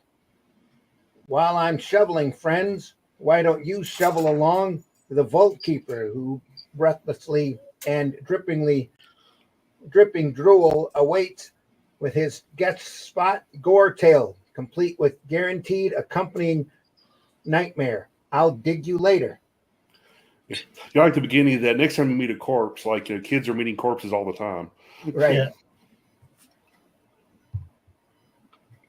Joe Orlando again. Here. Yeah. Yeah. Distant screams. Pleasant screams. Pleasant screams. Johnny Craig right there. Paste in.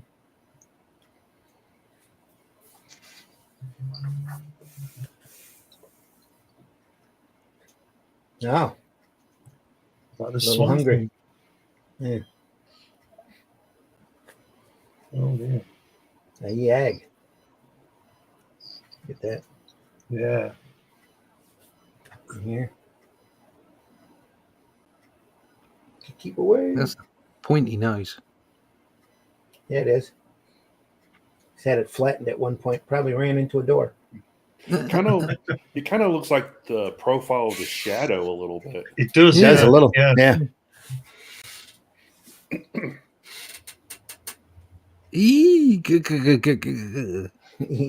Yeah.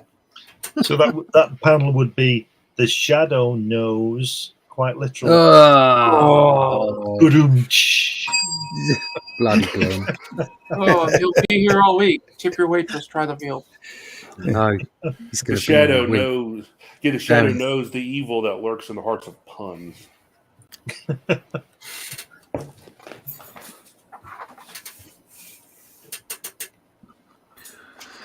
More ging, ging, ging, ging. Yeah. Yeah. Yeah. What is that thing with the ears? You seem to recall a room long ago, far away, a room with white leering faces, little monsters, and a little evil thing that sat and startled or stared at you. But it is only a faint recollection, as though it never really existed. It's an early abduction. But Yeah, they must have put something up his bum. What do you want? What are you going to do to me? No. Going to bury me alive. Lord, no. I can't stand any more of this. Oh, what's next? What's next? Don't. Oh, It's another grave digging story here. This issue almost has a theme. Look at that. Oh Lord, I know who I am. In a moment, I'm going to really die. Not pretend die, really die.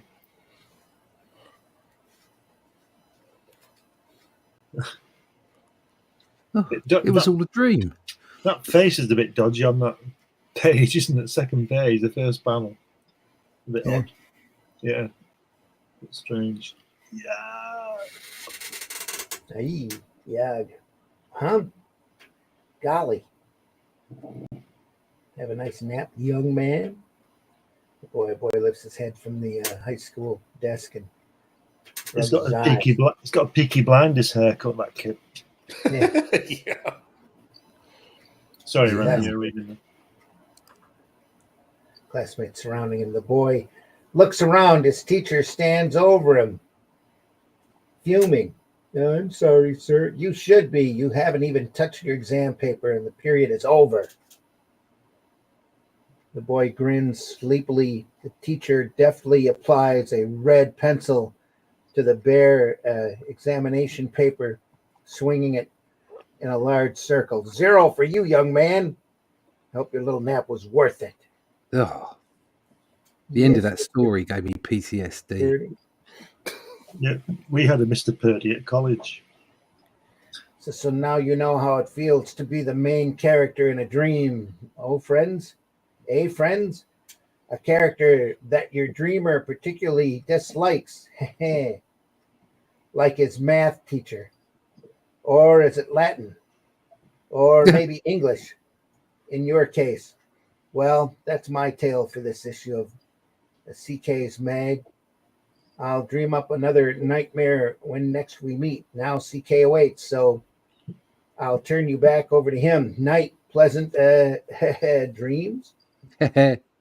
He's got a purdy mouth. Does. Another text, please. It's for the purposes of proper postage. Strop. Drop. Strop. You're killing me. Wow, Bill Elder on this story. Mainly known for his Mad work. Don't see him do horror stuff very often that I know of. But he signed it.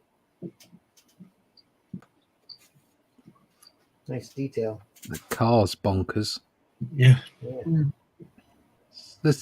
All of these artists, the spot blacks have been so intense.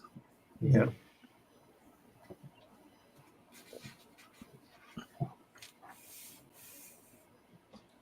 Bit of zipper-tone gray work here. Yeah. Drop it back.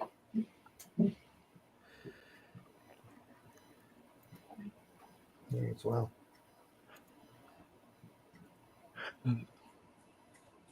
It's a little bit of deft cutting here.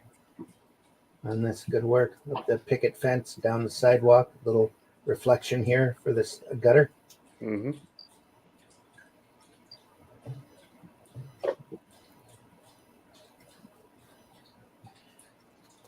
Beautifully done.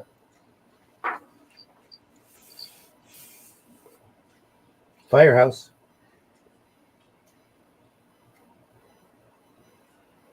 This artwork's very stiff next to the other, isn't it? It's very. It is. There's a lot of detail to it, though. Yeah.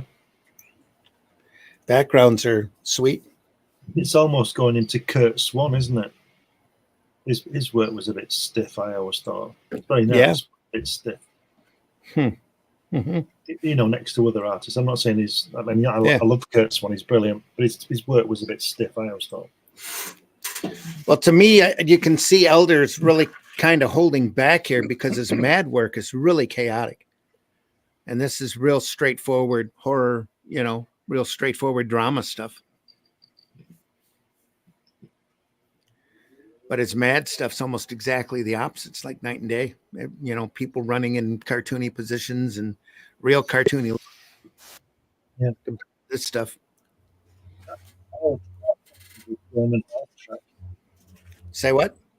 The fire truck reminds me of the German half track Mm. that you see with that front of it.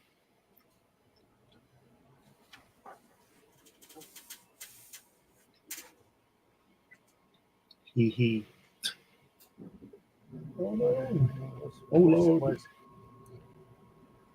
Oh, it couldn't be. Oh, look at him! He's all chopped up. He slid down the pole. The pole was sharp. How could a pole be sharp? I don't know. But he hugged it and Just trapped chip- himself in chip- a piece. It's a screw pole. It's He's It's screwed, just whatever it twisted was. down it, and it's gone slip, Oh, and it's look just at that. been sliced into bits like a Oh. hammer slicer. Yeah. Next morning, they found what was left of Chief Miller lying beside the new fire engine at the bottom of the descent pole in a pool of drying blood.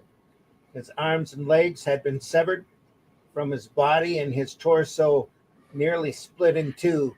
Someone or something had replaced the descent pole with a steel strip sharpened to a keen rager edge. These things want banning. Somebody should have stepped up in Congress and banned these. Well, they tried. There were mass comic burnings. That's why these books Yeah. are so valuable. Yeah, ironically, a decade after World War II, also. Yeah. It's okay to go and carve people up in real life, but not in a comic. Well, I mean, like the book burnings in Germany at the time, Yeah. kind of came to America with comics. And then 10 years later with Beatles records. Yep. Yeah. And 10 years after that with disco records. Well, see, that was actually an improvement to society. Anyway. That brings my tale to a cutting climax, friends? Can you picture sliding down a 15-foot knife blade? Quite a stretch of the imagination, eh? Wasn't that a gem of a yarn?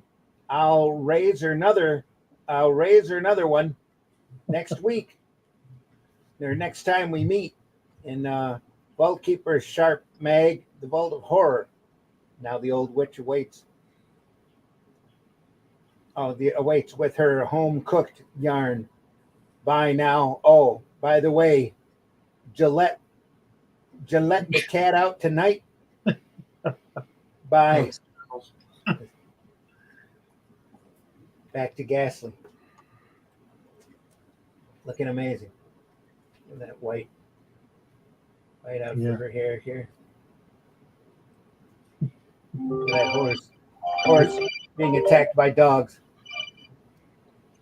Yeah, it's coming. You don't see that in comics every day. No. Whoa there, boy. Whoa.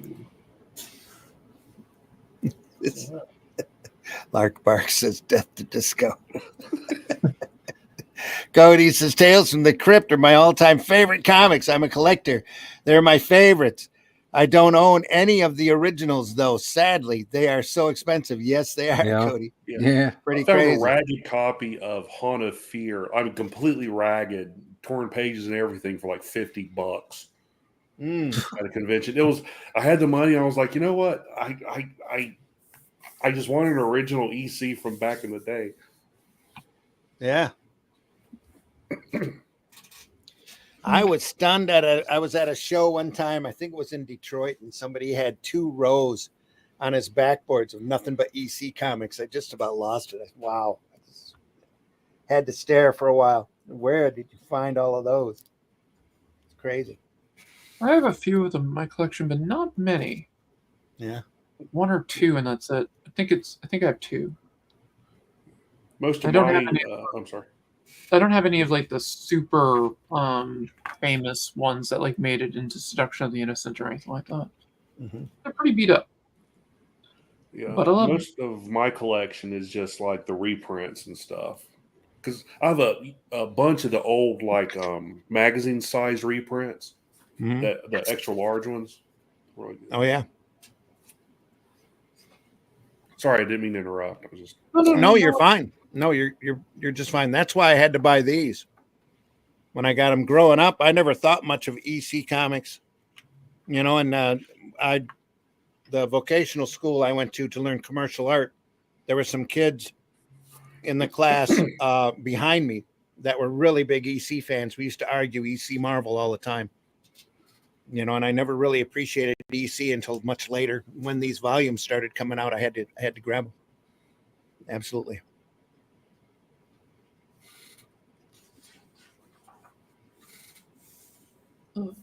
Best of the best. Yep.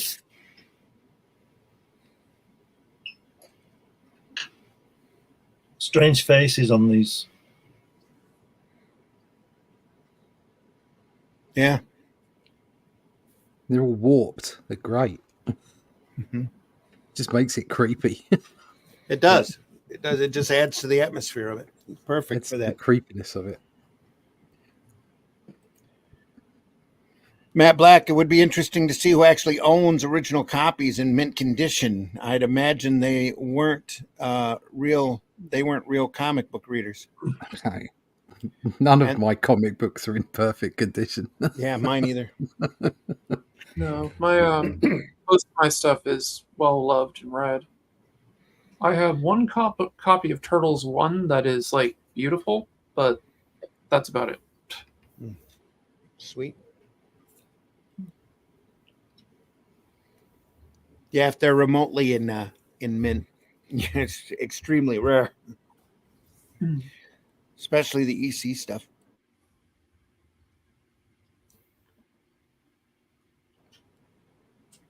So much of this horror stuff was just burned. Yeah. Or recycled. yeah. Oh, look at that panel. Look at that. Is that a dog or a rat? Yeah, it's a dog. It's horrible. The dog. Look at the shading on the stairs and Yeah. over on the right hand side. Oh, Yeah. Yeah. Here. Again, that'd have been a great splash page, wouldn't it? yeah, just beautiful. Hmm. And that bottom panel on the previous page with the tree that's come down. With Yeah, how good is that? the A bit Norman right Bates- in that. Line work. Norman Bates' house on the horizon. Yeah. Yeah. Let's say you've got look at the clouds as well. You've got almost a bit of a fisheye going on that as well. Yeah. It's then- brilliant. And then that rubbish pistol, though, to counter it. It's like a little water gun, isn't it? They used to get out of the Beezer. You know what I mean? Beezer. God, I Yeah. haven't heard that in a long time. Beezer. Oh, I think I had a Beezer annual one Christmas. Right. You didn't miss a lot. No, I didn't, because it's like you always got somebody who says, "Well, what should I buy him for Christmas?" And your mum and dad will go, "Oh, he loves comics." Yeah. Yeah. It's like no, I love superhero comics. I love EC, like horror comics, sci-fi. I don't want a Beezer. Thank you. I'm not interested in Dennis the Menace. Cody says they're so rare. I've been looking for a long time. It gets increasingly harder and harder to find them raw out there that haven't been slabbed. Yeah. Cody, these are like little bits of history that are so collectible. Anybody who finds one in a decent shape always gets them slabbed, or even in just a readable shape. I've seen some of them that are pretty mangled up, ECs especially, that they end up getting slabbed just to preserve them. Another couple of great drawings here. Yeah, they Oh, were- Bash Street. Matt says the Bash Street Kids for me. I remember the Bash Street Kids. What comic was that? It was either the Beano or the Dandy. Beano or Dandy, wasn't it? Yeah. I think it was. Yeah, They had Back some Street strange Kids. yeah the Bash Street. Bash Street Yeah. Kids. They had some strange faces, those kids. They were kids from school and used to get into scrapes. You know what it is. I never understood this thing for millet. Millie. Millet. What's that all about? Kids eating millet. Was that like grits? No, We don't millet know. is like seed, isn't it? It's like Yeah. corn or something. I don't know exactly, but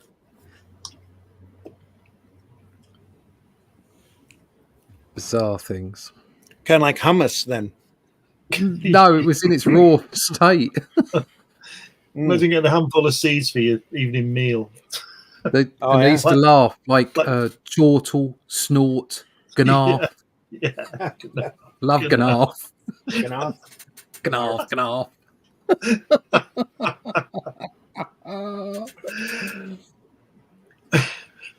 So Doc Remsen, because we horsed around with brains, ended up with his in one. Well, his in one. Yeah.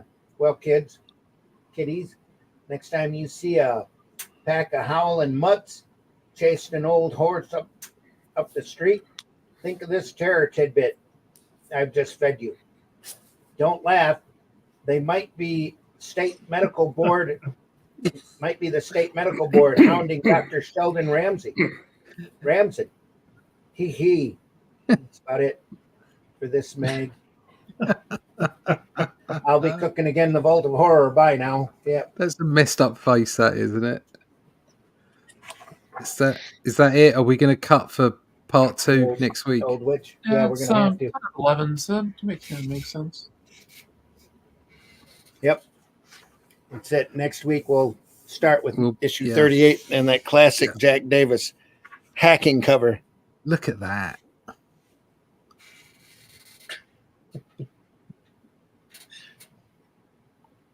There's I an think ad that's- for Two-Fisted Tails as well. God. Yeah, look That, at that. that's one of them. Looking at That's one of the covers that got him into trouble, isn't it? I think the main one was Yes, that that Johnny Craig head one, wasn't it? Yeah. The head The one head is- one and the ironing board. Yeah. Yeah, the ironing board. Yeah, I've Yep. forgotten about Yeah. that one. Look at Yeah, that's the most famous one. look at that great two-fisted tail. That's a soldier, American Civil War soldier. Yeah. Is that Look at Jack the Davis as inking well? on that. God. Yeah, was that Jack Davis again? Oh yeah, yep. Beautiful. We went through that a few months ago. Yeah. That very issue. Yeah. Yeah. Thanks. Cody R subscribed today. Thanks, Cody. And thanks for coming and watching. So I what we're here subscribed for. over at Comic Black Belt. That's cool. Yeah, it's what we're here for, to just do. get these things out there, show people what they were. Oh yeah. There's so many people that don't really appreciate them, and it's great to have them seen.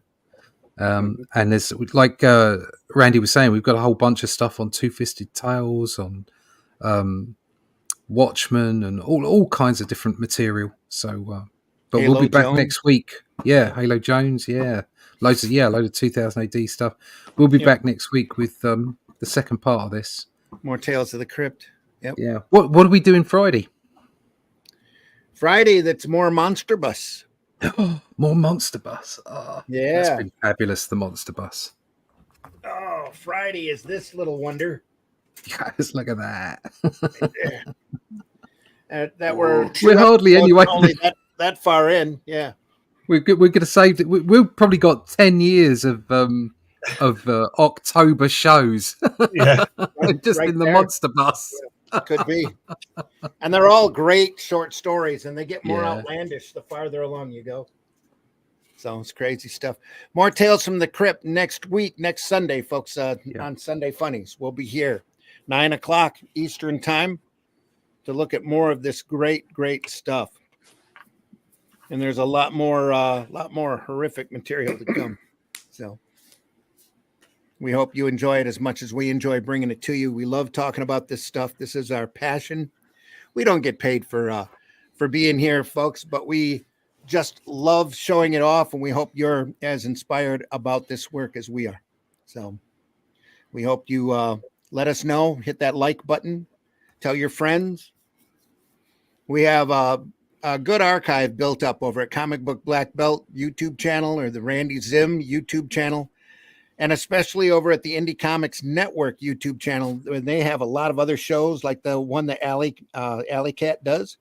Yep, starting with the Alley Cat. Over there, a wide variety of material. And we've gone over a large amount of older comics just to show them off and to point out how great they are. You don't have to be in love with modern comics to enjoy this art form or leave it for anime. You know, there's so much great material out there just waiting to be discovered. And we hope that you do it. If you love comics, give comics away for presents on this holiday season. Used to give comics away for trick or treat. You know, give the kids something more than just a minute of chocolate. Give them chocolate as well. Rot your mind, not your teeth. There you are. Anyway, folks, more Tales from the Crypt next week. Like I said, glad everybody stopped by today. Mitch, tell folks how they can find you. You can find me at Linktree/Celtic Cross Studios, where you can find my online comics, my web store, my socials, which I need to update, and everything else. You can also find me here in what used to be the Southern United States. Now it's the Southern Disaster Region. Yeah. You got power yet? Oh yeah, I've had power. Here in South Carolina, we're pretty much back up and running. It's like the deeper into Appalachia you get, especially in Asheville. Like Asheville's horrible, right? We're still horrible right now. Yeah. But the reasons for that are another topic of discussion. Mm-hmm. I hear you. Allison, let folks know how they can find you. Well, you can find me here on Sundays. I try to hang out with these fine gentlemen, and I use that term lightly. And I also try to stream semi-regularly on Fridays with Arting with the Alley Cat. I was hoping to get through today, but the cat needed some things, so I had to go out and run errands. But hey, that's what it is. And I'll hopefully on November 1st, I'll have my Kickstarter launching for The Last Sentinel. I've been exporting out some pages as we've been commenting on things to get things kind of ready to go. And yeah, I'm pretty excited for this. I hope it works out well. I'll have more soon. Cool. Russ, let folks know how they can find you, please. He's gone. You Oh, can. No, I'm here. You can find me at russleach.com. Go over to the Atlantean one. So that's funmycomic.com/the Atlantean one, where you'll be able to pick up a copy of the first issue ever of the Atlantean. That's the book that Randy and I are doing at Arrow Comics. We're bringing Robert E. Howard's characters, Cull and Brawl, from the Shadow Kingdom, which we've already produced. You can still pick up a crowdfunded version of that over at the arrowstore.com. Arrowcomics.store, sorry. You can still pick up those, but you can go and get those over at Amazon or at Barnes & Noble, or go straight to the Critical Blast website and pick up one of the versions there. But if not, you can also pick up a hardback copy with one of our bundles over at Fund My Comic. So check that out. And just to keep up with all the latest news on all the books that we're doing, but especially the Atlantean issue 2, which will be coming out next year. It's going to be a series, so keep up with it. You can go to russleach.com and sign up for that email list. Matt says, yeah, he has a power backup. The missus is frantically pedaling her bike in the backyard. Oh, man. Yeah. Lark Bark says, thanks. You're very welcome, Lark Bark. Like I said, we love doing this. Glenn, tell folks how they can find you. You can find me anywhere, everywhere. Just Google my name, you'll find me. But you can find me on From My Comic. You find all my work on. Just a minute. You can find all my work on Amazon. 12 books on there, lots of magazines, all kinds of stuff. But if you just Google my name, I'm sure something will come up. All right. And folks, I've been your host, Randy Zimmerman. You can find most of my work over at arrowcomics.store. Find a lot of great stuff that I've written over there. I sincerely hope you do, just to read it so that I can get your input on it. I can't wait for to hear back from folks on that stuff. The Hero Bot Zero, Calico, Paragon, Alice in Chains, The Fool are all available over there. The Fool is also available over at Fund My Comic as a campaign. Just type in The Fool in the search bar. It'll pop right up. And while you're at it, while you're over at Fund My Comic, take a look at the other great books that are available over there for purchase. Fund My Comic is a comic-friendly campaign platform site that caters to comics and the comics media with an open hand. As long as your presentation, your campaign itself fits within the standards of public decency, you are welcome to advertise your campaign and bring people over to Fund My Comic. There's a very small platform fee, smaller than the other, all the other platform fees. And I think you'll be really happy going over there and using that platform to campaign your book off of. And as you'll see when you go over there, there's a number of very successful campaigns over there running even as we speak. The Atlantean one is one of them, which I'm very proud to have written. The artwork on it is unbelievable. I can't recommend that product enough. Just like Shadow Kingdom. If you enjoy Cull, if you enjoy those great Robert E. Howard stories, please pick up those books and let us know what you think. We're very proud of it. And Atlantean 1 is just about done and ready to go. Number 2 is already plotted, and it's in the computer now for a final script. So a lot more to come as we go along, folks. We hope you've enjoyed us again this week. We deeply appreciate you. We know that the majority of our viewership comes after the fact, and we love you as well. You can still leave a comment, a like, or wherever you catch us, whatever platform we're on, any kind of a like or a transmission from you about our product goes to help our algorithm and goes to help other people see this program as well. And make sure you tell your friends if you've enjoyed it. We hope you have. We'll see you next time. Take care, everybody. Go out and visit your local comic shop. Take a look at those boxes closest to the floor, those old black and white magazines. Still have some incredible gold. I'm just waiting for you to find them. They're graphic novels, those essentials and those showcase presents. Can't recommend them enough. Can't. Just about anything you find in a Marvel Essentials or a Showcase Presents is just top-notch quality work and well worth your time to get into those artisan books, those strip collections that are out there. that your local retailer might have or that are available at any of those book dealers, well worth your time. There's some phenomenal sequential artwork out there just waiting for you to discover. And we hope that you do, even if you go and raid Ollie's. Before I forget, you can also find me next Sunday, a week from today, at SC Comic Con Junior here in Greenville, South Carolina. I'll premiering a new book, The Boger versus the American Military, basically. And Nice. yeah, some new artwork and stuff from some books that are coming up. So excellent. See you there. And I'll be at the Grand Rapids Con the middle of November. I think it's 15th, 16th, and 17th, something like that. And is Rosmer going to be there? Yes, or at least he says he is. Allegedly. The Scarlet Pimpernel. I do believe Danny Trejo is supposed to be there as well. Ooh, Never heard of him. You want to see if you can get some books from. If you saw a picture of him, you'd know who he was. You want to see if you can get some books from Critical Blast to take with you. That's the idea. Yeah. Absolutely. Glenn, you know the tough Mexican guy that's in every movie ever made? That's Danny Trejo. Oh, right. Okay, yeah. I don't even, yeah. There you are. I always thought he should have been Lobo, but that's me.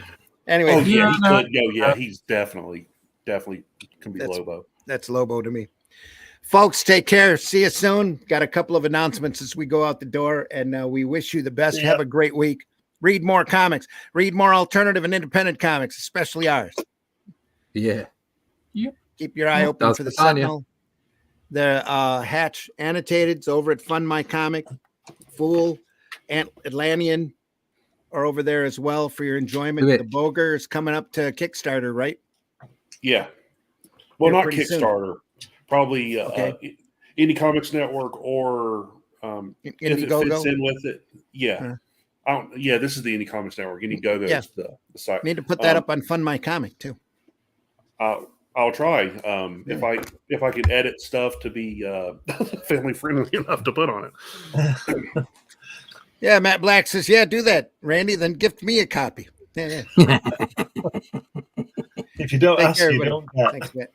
Yeah. Take care, everyone. See you soon. See ya. Bye. If I don't see anyone, happy Halloween. Happy Halloween. I got a bolt, guys. I'll see you later. We got a week. All right. Take care, Allison. We'll see everybody. Take care.